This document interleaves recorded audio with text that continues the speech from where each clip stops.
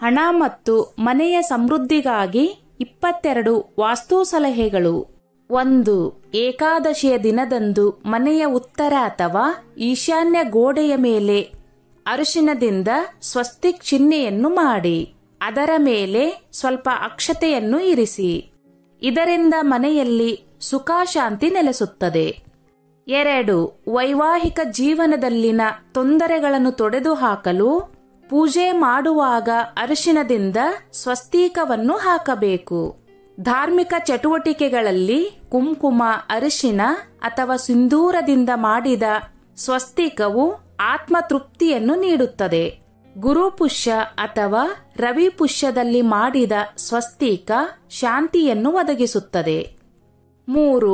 ಬಾಗಿಲು ಮತ್ತು ಸುತ್ತಲಿನ ಗೋಡೆಗಳ ಮೇಲೆ ಸ್ವಸ್ತಿಕ್ ಚಿಹ್ನೆಯನ್ನು ಹಾಕುವುದರಿಂದ ವಾಸ್ತು ದೋಷಗಳು ದೂರವಾಗುತ್ತವೆ ಮತ್ತು ಐಶ್ವರ್ಯ ಪ್ರಾಪ್ತಿಯಾಗುತ್ತದೆ. ಇದು ಬಡತನವನ್ನು ನಾಶಪಡಿಸುತ್ತದೆ. ಹಳ್ಳಿಗಳಲ್ಲಿರುವ ಮನೆಗಳ ಬಾಗಿಲುಗಳಲ್ಲಿ ಅರಿಶಿನ ಅಥವಾ ಕುಂಕುಮದಿಂದ ಮಾಡಿದ ಸ್ವಸ್ತಿಕ್ ಚಿಹ್ನೆ ಹಾಕಿರುವುದನ್ನು ನೀವು ಹೆಚ್ಚಾಗಿ ನೋಡಬಹುದು. 4. ಮನೆಯ ಮುಖ್ಯ ಬಾಗಿಲಿನ ಹೊಸ್ತಿಲಿನ ಎರಡೂ ಬದಿಗಳಲ್ಲಿ ಅರಿಶಿನದ ಸ್ವಸ್ತಿಕವನ್ನು ಮಾಡುವುದರಿಂದ ಲಕ್ಷ್ಮೀ ದೇವಿಯು ಪ್ರಸನ್ನಳಾಗುತ್ತಾಳೆ ಮತ್ತು ಆಕೆಯ ಆಗಮನದಿಂದ ಮನೆಯಲ್ಲಿ ಧನಾತ್ಮಕತೆ ಕೂಡ ಆಗಮಿಸುತ್ತದೆ. ಇದನ್ನು ಮಾಡುವುದರಿಂದ ದೇವಾನುದೇವತೆಗಳು ಮನೆಗೆ ಪ್ರವೇಶಿಸುತ್ತಾರೆ. 5. ಮನೆಯಲ್ಲಿ ತುಳಸಿ ಗಿಡ ಮತ್ತು ದಾಳಿಂಬೆ ಗಿಡ ಇರಬೇಕು. ಇವೆರಡು ಹಣಕ್ಕೆ ತುಂಬ ಮಂಗಳಕರ. ತುಳಸಿ ಮಾತೆ ಜಗದಂಬೆಯ ರೂಪ. ತುಳಸಿ ಗಿಡ ಒಣಗಿದಾಗಲೆಲ್ಲ ಜಾಗರೂಕರಾಗಿರಿ. ಇದು ವಿಪತ್ತು ಮತ್ತು ಸಂಪತ್ತಿನ ನಾಶದ ಸಂಕೇತವಾಗಿದೆ. 6. ಮನೆಯ ಉತ್ತರ ದಿಕ್ಕಿನಲ್ಲಿ ಮೀನಿನ ಕೊಳವನ್ನು ಇರಿಸಿದರೆ ಸಂತೋಷವನ್ನು ತರುತ್ತದೆ ಮತ್ತು ಸಂಪತ್ತನ್ನು ಆಹ್ವಾನಿಸುತ್ತದೆ. ಮೀನಿನ ಕೊಳದ ಬಗ್ಗೆ ಜಾಗರೂಕರಾಗಿರಿ. ನೀರನ್ನು ಬದಲಾಯಿಸುತ್ತಿರಿ. ಸತ್ತ ಜೀವಿಗಳನ್ನು ಮೀನಿನ ಕೊಳದಲ್ಲಿ ಇಡಬೇಡಿ. 7. ಮನೆಯ ಯಜಮಾನಿ ಬೆಳಗ್ಗೆ ಸ್ನಾನ ಮುಗಿಸಿ ಮುಖ್ಯ ಬಾಗಿಲಿಗೆ ಹೋಗಿ ಪ್ರತಿದಿನ 1 ಲೋಟ ನೀರನ್ನು ಮನೆಯ ಬಾಗಿಲಿಗೆ ಸುರಿದರೆ ನಿಮ್ಮ ಮನೆಗೆ ಲಕ್ಷ್ಮೀ ದೇವಿಯು ಆಗಮಿಸುತ್ತಾಳೆ. ನಿಮ್ಮ ತಾಯಿ ಅಥವಾ ಹೆಂಡತಿಯೊಂದಿಗೆ ವಾದ ಅಥವಾ ಜಗಳದಿಂದ ವಿಶೇಷವಾಗಿ ಶುಕ್ರವಾರ ಅಥವಾ ಸೋಮವಾರ ಹಣಕಾಸಿನ ಅಡೆತಡೆಗಳು ಉಂಟಾಗುತ್ತವೆ. 8. ಪ್ರತಿ ಅಮಾವಾಸ್ಯೆಯಂದು ಮನೆಯಲ್ಲಿ ಇರುವ ಎಲ್ಲ ಅನಗತ್ಯ ವಸ್ತುಗಳನ್ನು ಹೊರಹಾಕಿ. ಇದು ಮನೆಯಲ್ಲಿ ಸಂತೋಷ ಮತ್ತು ಶಾಂತಿಯನ್ನು ತರುತ್ತದೆ ಮತ್ತು ಆರ್ಥಿಕವಾಗಿ ಸಮರ್ಥರಾಗುತ್ತಾರೆ. ಅಮಾವಾಸ್ಯೆಯಂದು ಹೊಸ ವಸ್ತುಗಳು ಅಥವಾ ಬಟ್ಟೆಗಳನ್ನು ಖರೀದಿಸುವುದನ್ನು ತಪ್ಪಿಸಿ. 9. ಸಂಜೆ ಅಥವಾ ಸಾಯಂಕಾಲ ಅತಿಥಿ ಅಥವಾ ವಿವಾಹಿತ ಮಹಿಳೆ ಬಂದರೆ ಅವರನ್ನು ಗೌರವಿಸಿ ಮತ್ತು ನೀರನ್ನು ಕುಡಿಯುವಂತೆ ಮಾಡಿ. ಇದು ಲಕ್ಷ್ಮೀದೇವಿ ನಿಮ್ಮ ಮನೆಗೆ ಬರುತ್ತಾಳೆ ಎಂಬುದರ ಸೂಚನೆಗಳಿವೆ. 10. ಒಂದು ನಿಯಮವನ್ನು ಅನುಸರಿಸಿ. ಪ್ರತಿದಿನ ಮನೆಯ ದೇವಸ್ಥಾನಕ್ಕೆ ಭೇಟಿ ನೀಡಿ ದೀಪವನ್ನು ಬೆಳಗಿಸಿ. ಮನೆಯಲ್ಲಿ ಮೊದಲ ರೊಟ್ಟಿಯನ್ನು ಹಸುವಿಗೆ ಮತ್ತು ಕೊನೆಯ ರೊಟ್ಟಿಯನ್ನು ನಾಯಿಗೆ ಕೊಡಿ. ಈ ಧ್ವನಿಯಿಲ್ಲದ ಪ್ರಾಣಿಗಳಿಗೆ ರೊಟ್ಟಿ ನೀಡುವುದು ಅದೃಷ್ಟದ ಬಾಗಿಲು ತೆರೆಯುತ್ತದೆ. 11. ಅರಳಿ ಮರಕ್ಕೆ ವಿಷ್ಣುವಿನ ಅವತಾರವೆಂದು ಹೇಳಲಾಗುತ್ತದೆ. ಅರಳಿ ಮರಕ್ಕೆ ನೀರನ್ನು ಅರ್ಪಿಸುವುದು ಲಕ್ಷ್ಮೀದೇವಿಗೆ ಸಂತೋಷವನ್ನು ತರುತ್ತದೆ. ಮನೆಯಲ್ಲಿ ಅರಳಿ ಮರವಿದ್ದರೆ ಅದನ್ನು ಎಂದಿಗೂ ಕತ್ತರಿಸಬೇಡಿ. ಇದು ಲಕ್ಷ್ಮೀದೇವಿಗೆ ಮತ್ತು ವಿಷ್ಣು ದೇವರಿಗೆ ಅಸಮಾಧಾನವನ್ನು ತರುತ್ತದೆ. 12. ಮನೆಯನ್ನು 2 ಬಾರಿ ಗುಡಿಸಿ ಒರೆಸಬಾರದು. ಒಂದೇ ಬಾರಿ ಗುಡಿಸಿ ಒರೆಸುವುದರಿಂದ ಮನೆಯಿಂದ ನಕಾರಾತ್ಮಕ ಶಕ್ತಿ ತೊಡೆದು ಹೋಗುತ್ತದೆ. ನೀವು ಇದನ್ನು 2ನೇ ಬಾರಿಗೆ ಮಾಡಿದರೆ ಧನಾತ್ಮಕ ಶಕ್ತಿಯು ಕಳೆದು ಹೋಗುತ್ತದೆ ಮತ್ತು ದೇವಾನುದೇವತೆಗಳು ದುರ್ಬಲಗೊಳ್ಳುತ್ತಾರೆ. 13.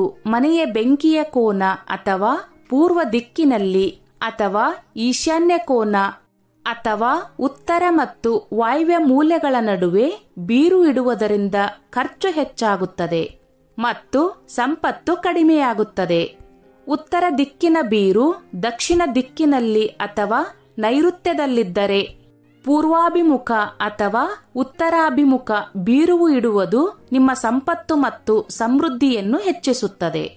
14 ನಿಮ್ಮ ದೇವರ ಕೋಣೆಯಲ್ಲಿ ತಾಮ್ರದ ಕಲಶ, ಆನೆಯ ಪ್ರತಿಮೆ ಅಥವಾ ಚಿತ್ರ, ಜೇನು, ಕನ್ನಡಿ, ಪ್ರತಿಮೆ ಅಥವಾ ಜೋಡಿ ನವಿಲುಗಳ ಚಿತ್ರ, ತುಪ್ಪ ಇಡಬೇಕು. ಮಾರ್ಕಂಡೇಯ ಪುರಾಣದ ಪ್ರಕಾರ ಈ ವಸ್ತುಗಳನ್ನು ಲಕ್ಷ್ಮೀ ದೇವಿಯನ್ನು ಆಹ್ವಾನಿಸುತ್ತದೆ. ಇದಲ್ಲದೆ ಪೂಜಾ ಕೊಠಡಿಯಲ್ಲಿಯೇ ಕುಲದೇವತೆ ಅಥವಾ ಕುಲದೇವರ ಸ್ಥಾನ ಮಾಡಬೇಕು.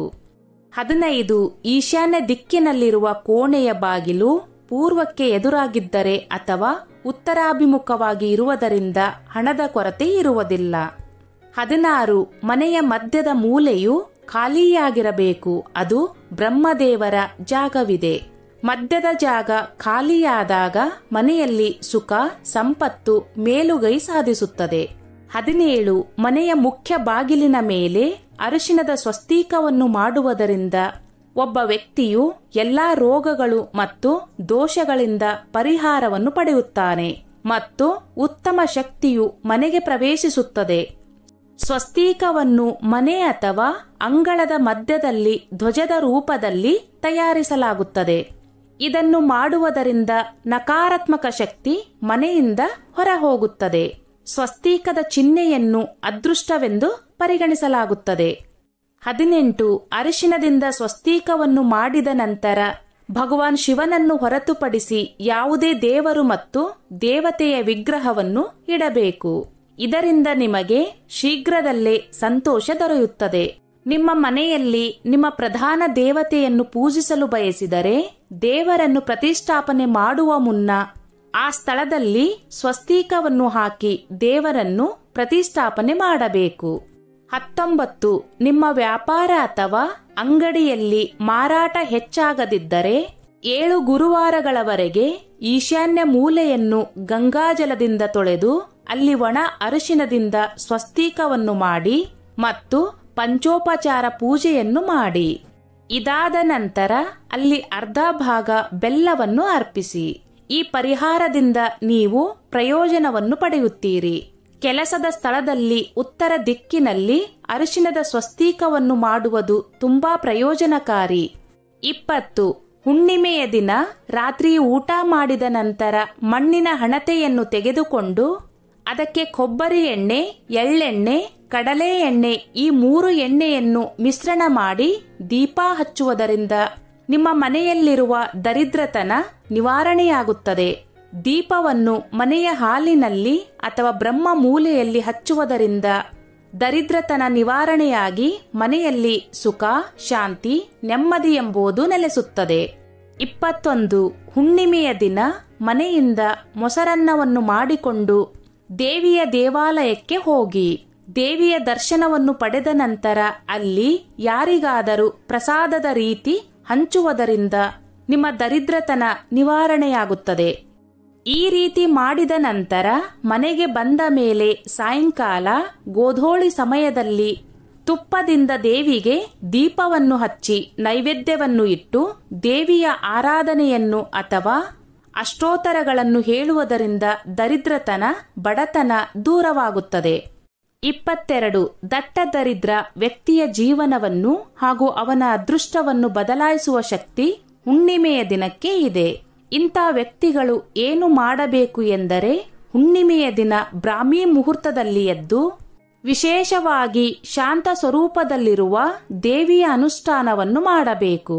ಉದಾಹರಣೆಗೆ ಲಕ್ಷ್ಮೀದೇವಿ, ಪಾರ್ವತಿ ದೇವಿ, ದುರ್ಗಾ ಮಾತೆ ಹೀಗೆ ಯಾವುದಾದರೂ ಒಂದು ದೇವಿಯ ಸಂಕಲ್ಪವನ್ನು ಮಾಡಿಕೊಳ್ಳಬಹುದು. ಬ್ರಾಹ್ಮಿ ಮುಹೂರ್ತ ಕಳೆದ ನಂತರ ದೇವಿಯ ದರ್ಶನವನ್ನು ಮಾಡಬೇಕು. ಇದರ ಜೊತೆಗೆ ಹರಿಯುವ ನದಿಯ ಸಮೀಪ ಇರುವ ದೇವಿಯ ದರ್ಶನವನ್ನು ಮಾಡುವುದರಿಂದ ನಿಮ್ಮ ದಟ್ಟ ದರಿದ್ರ ದೂರವಾಗಿ ಅದೃಷ್ಟ ಎಂಬುದು ಪ್ರಾಪ್ತಿಯಾಗುತ್ತದೆ.